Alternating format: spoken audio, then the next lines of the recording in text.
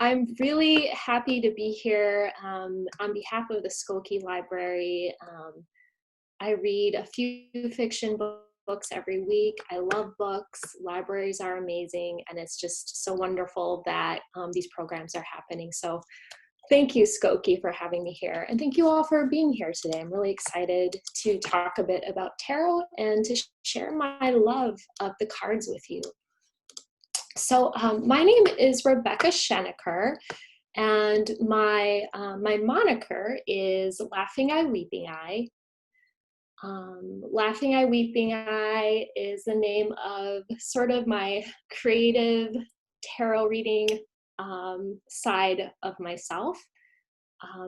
Laughing Eye, Weeping Eye, I got the name from a folk story about a little boy who is able to overcome all of these kind of defiant entities in order to help his father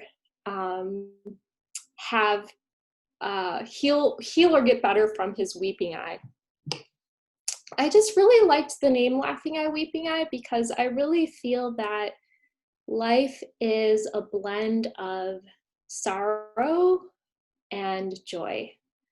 And I think that the work that I do as an artist and reader is about trying to blend and synthesize both the good and bad in life, because there is good and bad in life, and we have to have a blend of those and to be able to work through those ups and downs in life. So what today's presentation is going to be is I'm going to talk a bit about my creative practice as an artist. I'm going to talk about how I use tarot for myself and in reading for other people. And then I'm going to talk about how you might use tarot for yourself, for creativity, for reflection, or personal growth. And then at the end, we're going to do a little reading for everyone. So I hope that you'll stick around for that, and then we'll have some discussion. So that's what's in store today. Mostly I'm going to be doing the presentation through screen share. So let's get started here. I'm going to show you some stuff.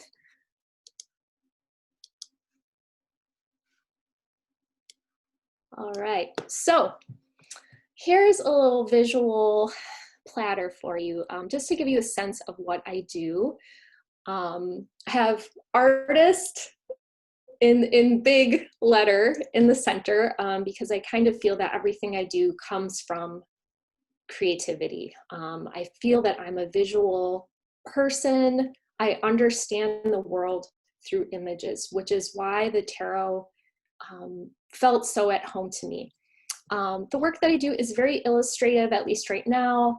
I do some looser sketching. I also design and create my own tarot and oracle decks. So on the left, that is my namesake tarot deck, the Laughing Eye, Weeping Eye deck.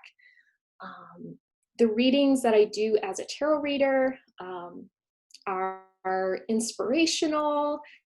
They're less, about fortune telling and more about finding meaning and doing problem solving. I also do zines. So I've got a picture of a zine that I put out last year called Crystal Magic. And zines are just, if you're not familiar, they're small self-published books, and I do all the writing and the art for them.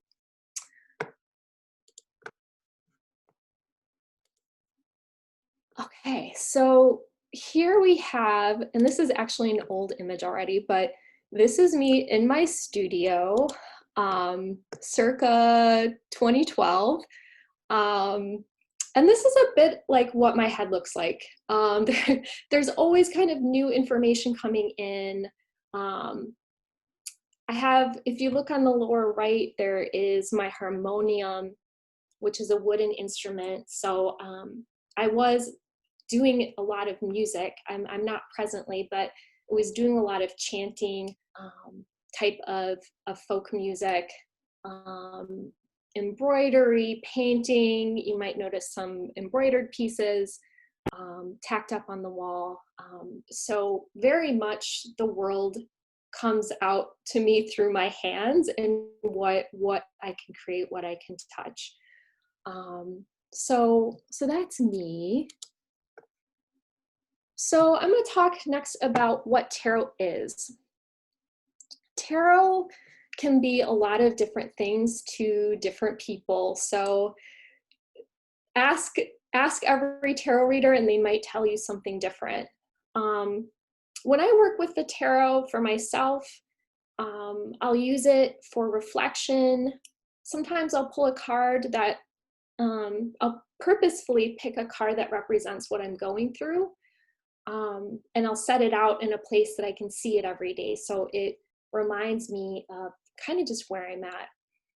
When I read for others, again, it is about, using this as a tool for self-reflection. So here we have an image of the Chariot card. And I thought, being a visual person, I thought would be helpful to show you sort of different ways that people think about tarot. So when people work with tarot cards, there is kind of the more literal interpretation. So a card that you draw might have an image or symbol that is very, very literal. The other side of tarot is more about reflection and problem solving, which is what most modern practitioners do with tarot. But sometimes there a little bit of the fortune telling comes in. And fortune telling maybe is a little bit of a misleading word because it sounds very like antiquated. Maybe a better way to understand it is literal meanings. So if we look at a card like the Chariot, traditionally this card shows a vehicle of some sort drawn by horses. The literal interpretation would be, if you're doing a reading,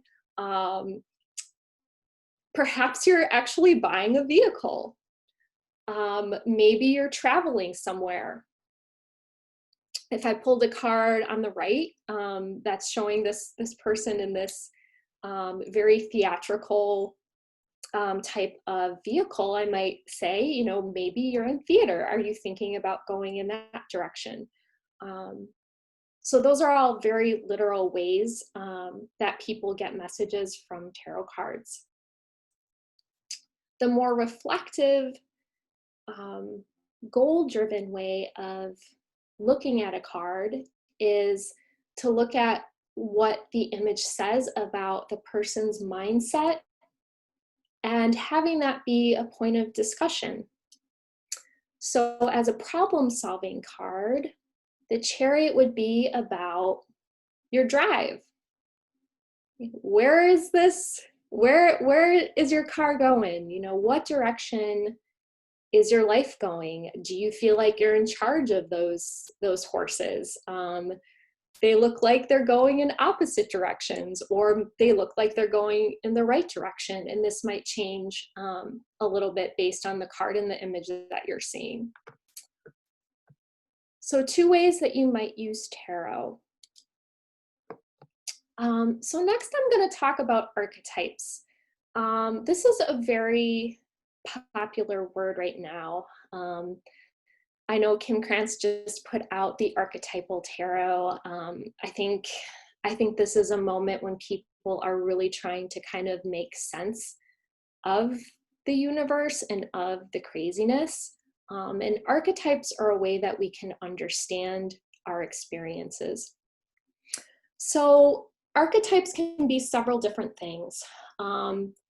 They can be people. So there are certain personas or roles that we take on, or roles of people that we see around us.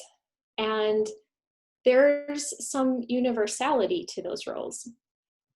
So here is an archetype, the Hermit. So this is in the tarot, one of the major arcana cards. And the archetype of the Hermit is the person that is the wise spiritual devotee. They are the seeker. They are maybe the monk or the person seeking wisdom. They may also be a wise teacher. So the hermit, this idea of a wise soul, a leader, somebody in seclusion but seeking enlightenment, this is an archetype. This is something that if you go from perhaps culture to culture or different places in the world, you will find some sort of hermit within that thought or belief structure. So archetypes are also things that we inherently unconsciously have when we come into this world. So it's sort of a collective unconscious, and we have such a long history of being animals on this planet, and we have DNA memory. We have this collective experience that we bring with us when we come into this world. And I think that is why archetypes are so powerful, because they're images and ideas that we just all kind of instinctively can understand. So here's a couple of cards that I kind of think about in that way.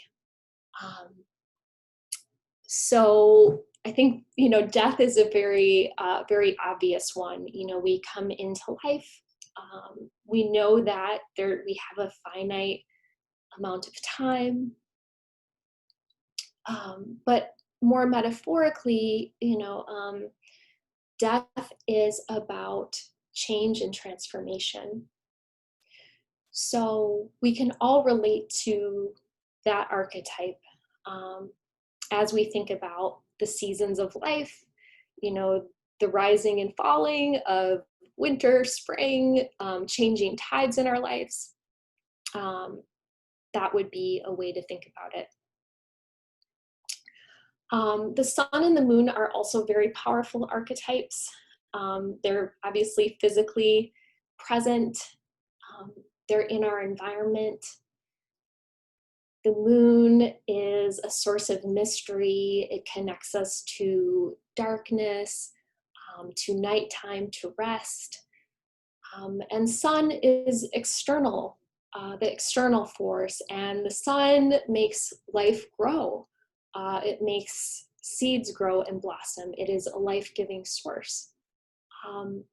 And so our earliest memories are of connecting to these very elemental forces and a deification of those sources. The sun providing, opening the light to the darkness, the sun in the daytime being a safer space. These collective ideas, elements in the world have a lot of different ways that they connect to religion, our thought patterns, and different sort of psychological aspects of being a human animal.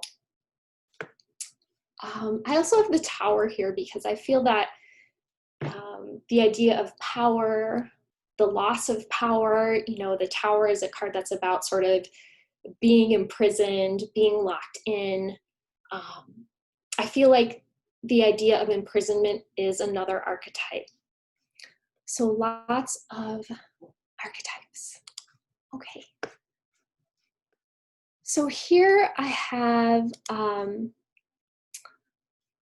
a collage that I made quite some years ago about the star card. The star is Major Arcana card number 17. So if you have a tarot deck, you'll know what that is. But the star is a card about renewal, hope, and inspiration. And as an archetype, for this class and this collage that I did, I was really thinking about, well, how has the star, the archetype of this idea, kind of made its way into different facets? So the center of this image shows my rendering of the star. And we have the Rider-Waite-Smith with the woman pouring water into the earth. And the Rider-Waite star card I have on the spoke of the card connected to Ishtar, who's a Babylonian goddess. And in her story, and this is a pretty universal story where Ishtar goes into the underworld and she dies in the underworld. So working with the death archetype, but she is brought back to life when water is splashed on her. So the image of pouring the water that we see in the star, the image of new life, is something we see in this story of this deity. I also have reference to the dog star Sirius. In Egypt, the rising of the Sirius dog star in the east coincided with when the Nile River would flood. So the star is also a symbol of abundance, of life returning, the water renewing the land, which is another thing that I see when I look at the star card. I see water being poured into the earth. I see renewal. Another fun one that I like to think about is the Egyptian goddess Nut, who is up in the left-hand corner. I think I'm saying everything correctly, but if not, let me know at some point. But she is arched over, watching below from the sky, and she is thought to swallow the sun god Ra. And then at night, she has Ra in her belly as the moon, and then she gives birth to Ra in the daytime. And her breasts are said to create the Milky Way galaxy. So the star being, the star in the sky being, again, a very powerful metaphor, story, myth, spiritual significance to many different religious stories and mythologies. So, I just love the tarot because there's so many different ways that you can study and think about these images, and it's really a lifetime study. So I'm going to talk a little bit about my background and how I got into tarot. And we're going to see a very different image here. My background is in the creative arts. So I have both a master's degree and a bachelor's degree in the fine arts. I moved here in that was a long time ago already, 2006 to pursue a master's degree. Master's degree got done. I got an awesome job. I loved it. But it was also very tough. It was a difficult job. And this is where I was living, literally right next to the coal plant in Pilsen. And this might actually be an image of the coal plant in Little Village, but it's pretty much the same. The view of my window, there was literally a green, overgrown, somewhat barren field, and then there was the coal plant. And the reason that I'm showing this image is because this was a time in my life when I felt like I was giving a lot of energy out. The energy wasn't coming back. And sometimes the grind of existence and surviving is just really hard. And this feeling of needing to like nourish and feed the spirit, to to find something that kind of transcends the daily drudgery and you know, gives one hope and inspiration. That is kind of what led me to the tarot. I did also have this really amazing friend in my 20s from Milwaukee, which is basically where I grew up. And she was hugely influential. She identified as a witch, and she gave these readings, tarot readings, that were just so powerful and so inspirational. And I always felt like you had to have a gift in order to read tarot cards. I don't, now that I've gotten into tarot, and also what I can share with you is that you don't need a special gift to read the tarot. If you want to work with the tarot is for you. The tarot is here for you. So you can make use of the tarot anytime that you'd like. So at this time, when I was working the job and feeling kind of like burnt out, feeling a little disconnected, looking at a coal plant every day when I got home, I started to think about, well, what could kind of spark my spirituality, or what could kind of give me something again to pull me out of this? And I started looking at the tarot. I looked at the Rider-Waite-Smith, which is shown on the right. And that's, of course, the very popular deck that most of us are familiar with or have seen in the movies and things. In the center is my deck. On the left are the paintings, at least just one painting that I did that has kind of shows how I painted the cards out. And what, I didn't obviously set out to be a tarot reader. This is not what I expected my life to be. Really, my goal in working with these images was to gain some perspective, to think about my life as a greater story or a journey,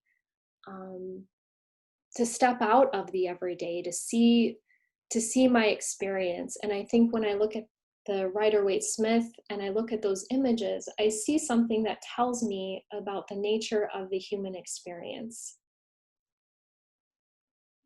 And if I can find a way to see my story in a larger collective understanding, then suddenly it feels a little bit more exciting, but also tangible, like there's a way through this. And so when I worked on these paintings, some of them were actually painting my experience of those images, of those concepts that we see in the tarot.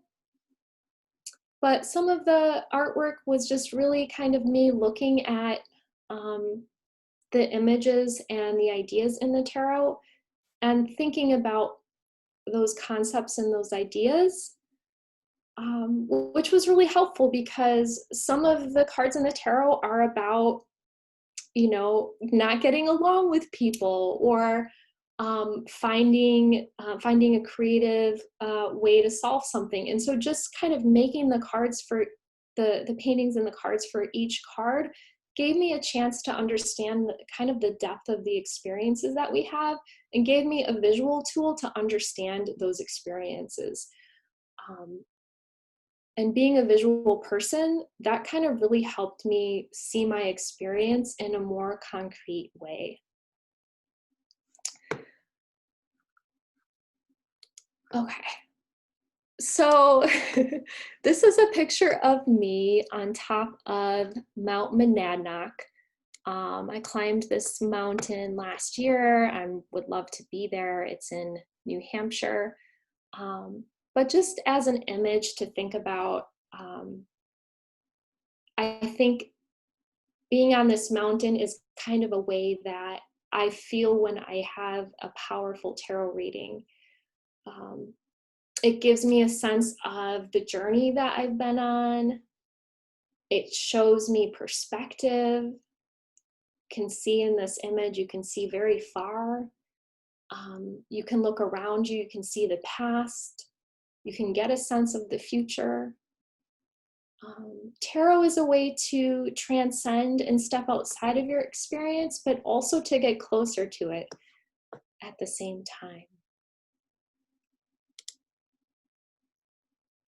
And I think, you know, if you use the tarot already, or if you're interested in using the tarot, I think that it can in some way help you transcend your experience, or to see your life in a different way, or to step outside of yourself and to see, you know, how far you've come and where you're going.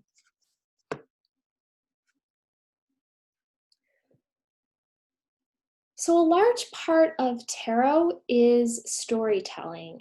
So now I'm going to get into how I came to know stories in my life, and then we'll get to exactly how tarot tells a powerful story. I grew up going to Lutheran church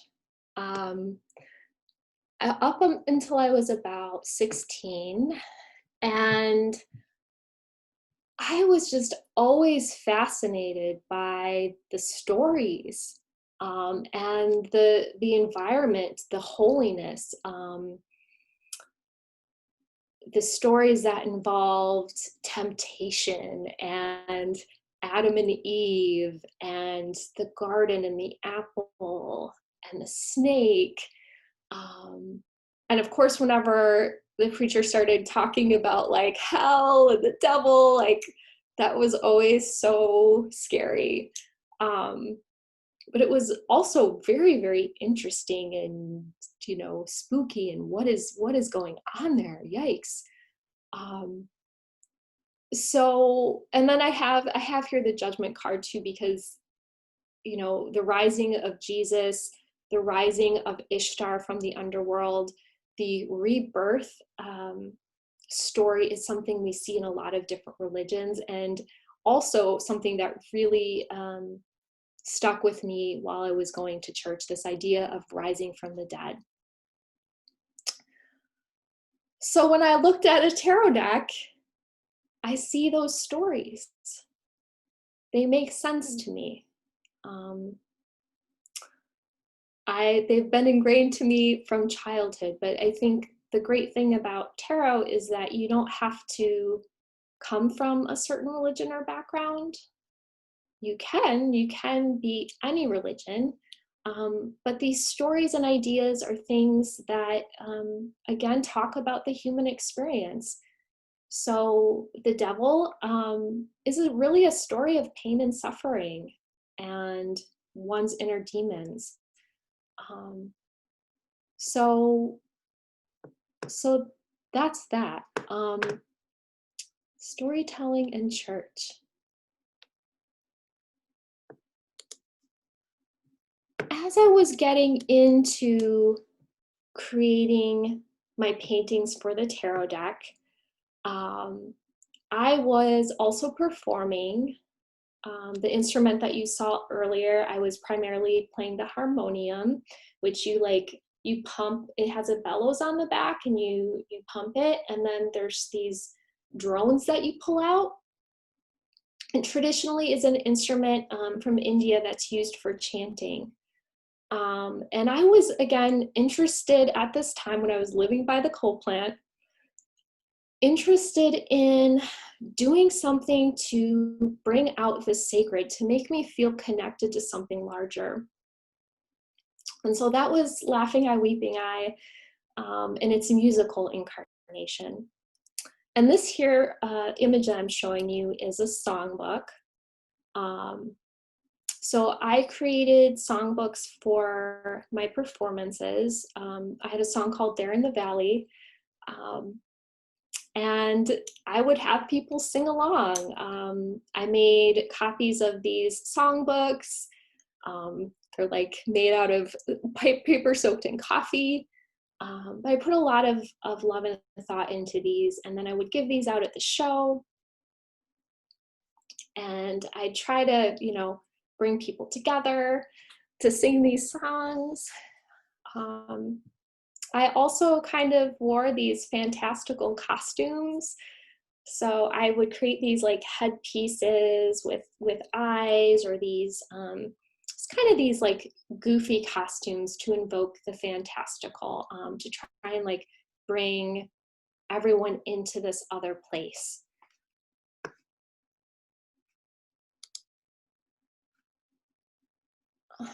And when I was doing the performances,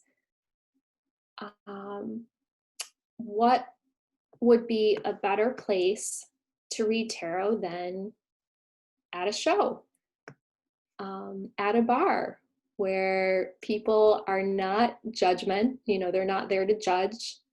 They're just there to experience the environment and the music. And so I had created my first version of the tarot cards, and I just had one copy for myself. And I started reading for other people at the shows. And it just really brought together everything that I loved. It brought together the storytelling. It brought together the interest in myths and religion and spirituality, and also my interest in creating deeper connections to life. My own experience, other people's experiences. This was really a very, very transformative time for me.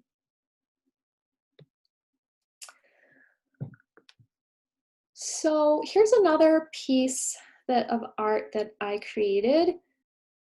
On the left, we have a spider that I call Widow, and she is embroidered. She's embroidered on 2 doilies that are collaged together. And next to this work of art, I have an image of Athena turning Arachne into a spider, which is a Greek myth. And I wanted to bring these two together to, again, just kind of show you my interest in storytelling and how concepts can cross over time and space. I think of the spider as a very feminine image. I see it as, her weaving, her embroidering, which is one of the earliest things that women did. But I also see the spider as dangerous. And the idea of the dangerous woman, I think, is something that I've experienced in my lifetime, and something that unfortunately I and a lot of women still deal with is repression. And I think exploring that duality of the powerful and the dangerous woman is something I was exploring here, and something I'm always familiar with. And it relates to the story of Arachne as well. She was turned into a spider by Athena. Arachne won a weaving contest, but in the contest, Arachne, through her weaving, revealed all of the darkness and the misdeeds of the gods. So she, through her weaving, through her spider webs, was able to reveal the true spirit of the deities. And so Athena got really pissed and turned her into a spider. So these ideas, these archetypes, the beautiful woman, the dangerous woman, the powerful man, and these cards can go across genders as well. This doesn't necessarily have to be a woman. But when I look at the cards, I really understand these personas. And I think that the cards are so helpful because They can give us a way to see and understand our experiences. And sometimes when you can see something, you can understand it better and you can know how to work with that energy.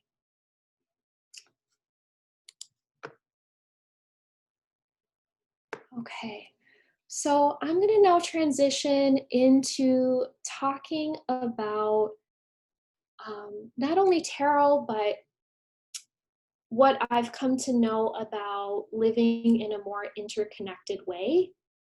Um, and by that, I mean embracing wellness. Um, and I'm also going to talk about oracle cards, which are similar to tarot in that they provide some sort of reflection, inspiration. But this concept of interconnectedness, of being aware of patterns in your life, and also just being present fully in your life is what I'd like to explore next. So here we see an opossum, and this is in Pilsen, same time I was living by the coal plant. Um, and this opossum I encountered when I was biking home in the middle of the night. And this opossum was, munching on some French fries. And I just stopped my bike. I got off my bike to just check out this opossum. And I felt a real kinship with this creature. Um, I was really entranced because they weren't startled or scared. I also really enjoyed just watching them munch on their French fries because I love snacks and the opossum likes snacks, and I thought, we could get along. Um, so the reason I'm telling you this story is because, again, this was a period of my life when there was a lot of transition where I was really kind of coming into this space of performing with my music, starting to read tarot, putting myself up on stage, which was a terrifying experience, kind of all of these things. And I also made the decision to leave my job to pursue all of the 10 million things I was trying to do while working full time.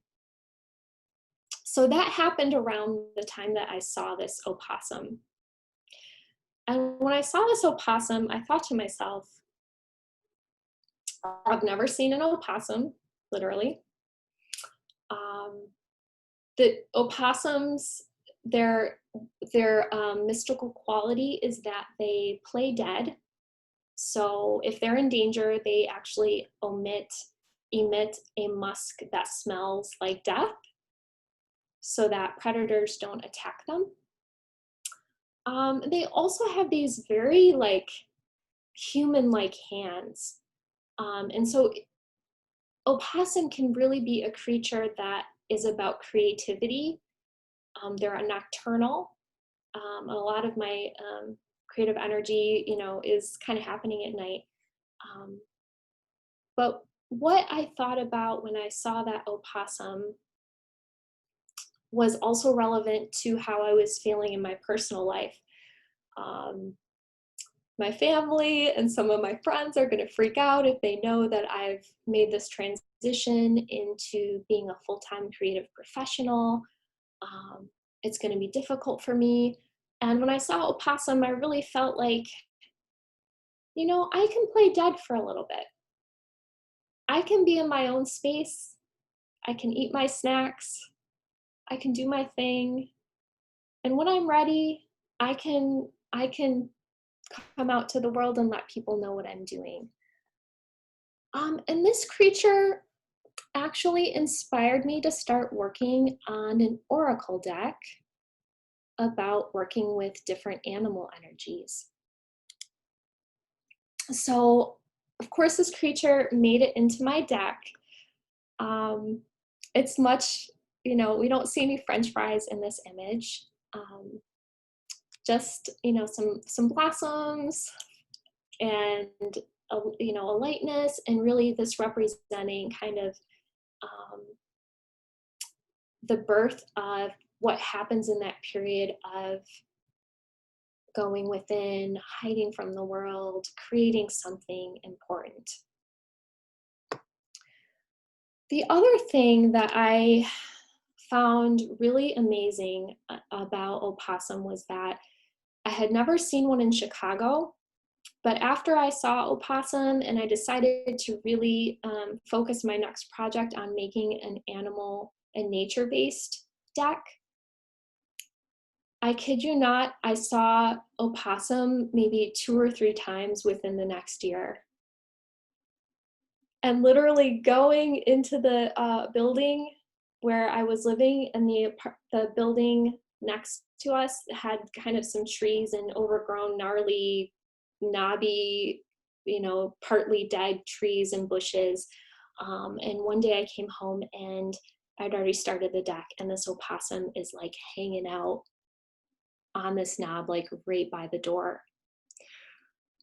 So I felt like I was kind of getting a bit of a check-in from the universe. I felt like I was kind of being told, maybe you don't fit in, but that's a good thing. Go in the direction that is you. And the deck that you're working on, it's going to be great. Like, I'm your guide. I'm opossum. I'm here for you. I'm watching your back. So this is the oracle deck that ended up coming out of that journey. It's the Creatures of the Moon, a storytelling oracle. And it is a deck that I've written these little fairy tale folk stories for each creature. I also go into many of the cultural significance of different creatures. And the cards also work with the moon cycle. This project, I wrote the book, did all of the artwork for the cards. It took me about 4 years. And wouldn't you know that in the last 2 months, when the deck was being completed, I am riding home in my new place, which is in Belmont Cragen. And what do I see on the sidewalk in front of me but an opossum? My jaw literally dropped.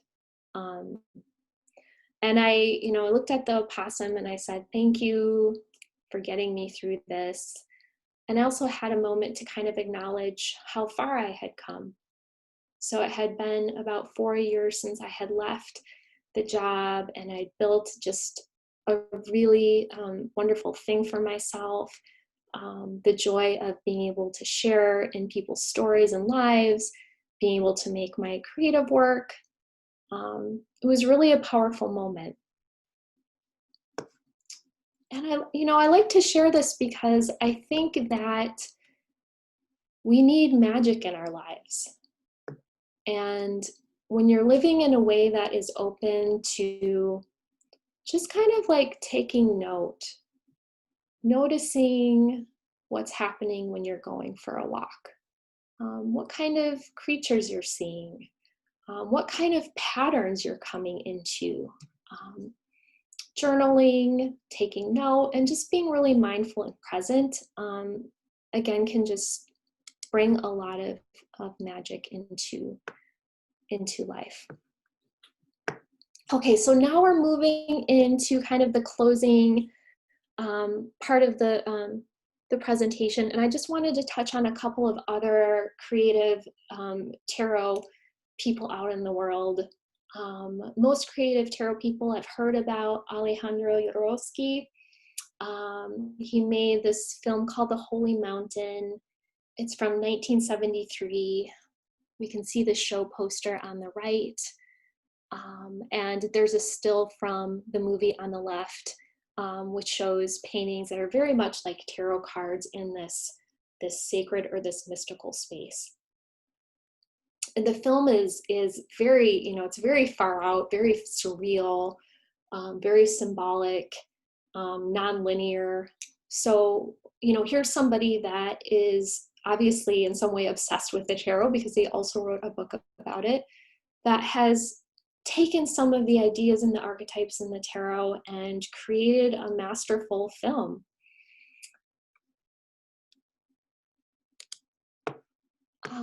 Here is a book written in the 60s by an author named Italo Calvino, and it's called The Castle of Crossed Destinies.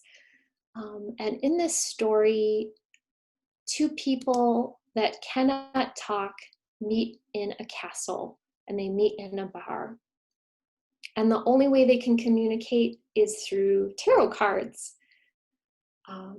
And so this idea of the tarot having this wisdom that can transcend words even is an idea explored here.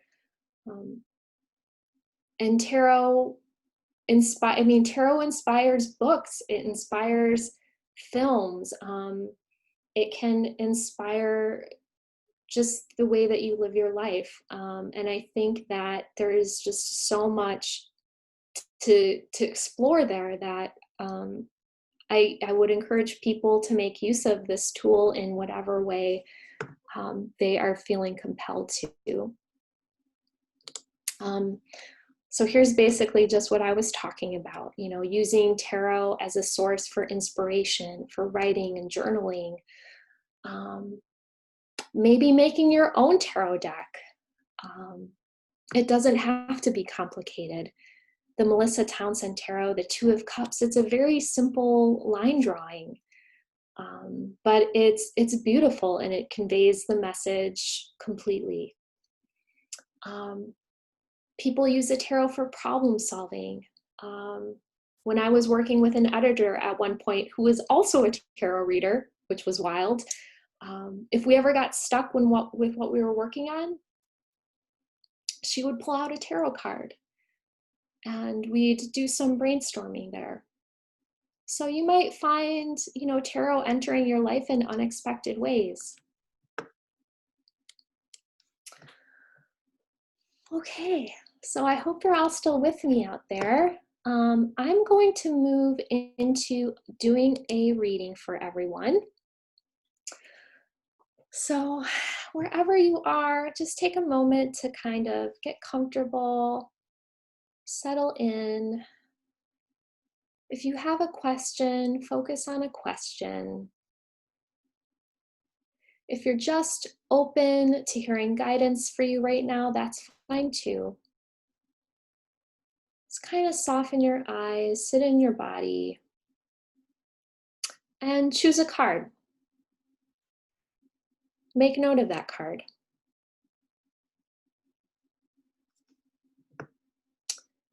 Now we're going to see what the messages that are coming through for those cards.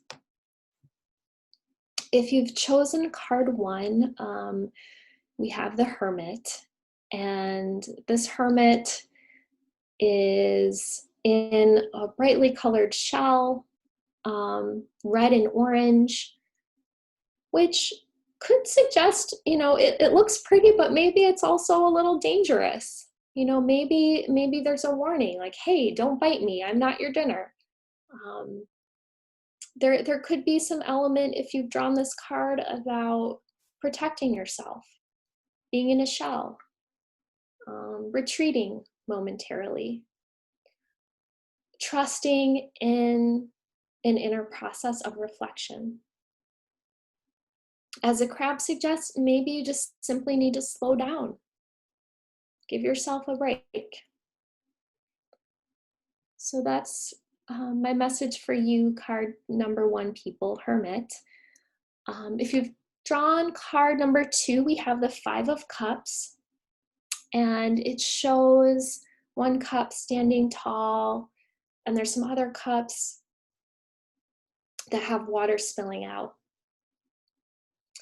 And there's maybe some sorrow or grief in this image, but it's not necessarily a bad thing. The cups are being emptied out, so something is coming out, something's being released. So it might be time to let go of something. It might be time to acknowledge, what's been inside, what's been upright in the cup that has now been exposed. And so if you've drawn this card, it might be just time to be present with whatever is coming through and to recognize, whatever challenges in life, that they're not going to last forever.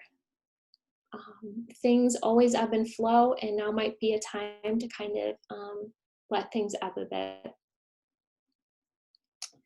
If you have drawn card number 3, you have the Two of Wands. Wands being the spark of creativity. We see the wands with eyes and they're pointing towards this magical orb. There's bright colors emerging from the sparks. So this looks like you're putting your head together, maybe with your own self or somebody else. There's collaboration, and there's the creation of something. That there's focus, there's intention. So if you've drawn this card, your message for now is to really focus on something specific that you want to do, and is put as much energy as you can into it. Being number 2, it's very early in the suit, so we work through 1 through 10 in numbers. So whatever it is you're creating, even if you don't know where this is leading, it is leading somewhere important, and you really just need to focus your attention and your energy into that goal. So there you have it. There's your readings. I am going to now come out of screen share. We have about 5 minutes left, and so if you want to ask questions, you can unmute. You can also type in the chat box, but I'm here to answer any questions or just observations people had about their presentation. Hi, I just wanted to say I enjoyed your presentation and I found it very useful and inspiring. Well, thank you so much. I really appreciate that. I'm so glad that it, gave you something to think about or was helpful in some way. Okay, we have a question here. I am looking for places to purchase blank cards to make my own cards. Well, a trick you could do is you could go to the dollar store and buy a deck of playing cards and collage onto those cards. You could also cut up some cardstock to doodle on or to draw on. And you can draw on anything and scan it and get it formatted to print cards out to from your printer or to work with a local printer. If we're working with a deck, would we, if we're going to try and do a reading or inspiration for ourselves, do you recommend putting out all the cards down and picking 1 or 2 or more? Sure. So there are a lot of different ways you can build a tarot practice. I usually pull a card every day just to kind of say like, hey, where do I need to be today? Or what do you need to think about? You can also form a very specific question and pull a card and reflect on it. I always like to do kind of a sacred space setting or a grounding when I pull cards to help bring me out of the day-to-day. So it can be helpful to, close your eyes, take a breath, connect to the earth, light a candle, whatever it is that you do. Keeping a tarot journal can be really great. At times I will also find certain cards that I'm working with. So one card I've been talking about lately is the Four of Roots for myself. And knowing, not blindly picking that card, but looking through the deck and actually choosing a card that expresses where you're at in your life or what you need to think about, that can be a way to have a guide present for you in your life as you're moving through space. Do you do readings or classes or sell your deck? Mm-hmm. Yes, I do. I am a full-time creative tarot sharer of magical worlds, and I'm definitely working with people. So you can visit, just Google Laughing Eye, Weeping Eye. You'll find me. Presently, I am doing, some free monthly forecasts, and I will be offering classes again this fall. So feel free to stay in touch. And you can sign up for a newsletter on my site as well.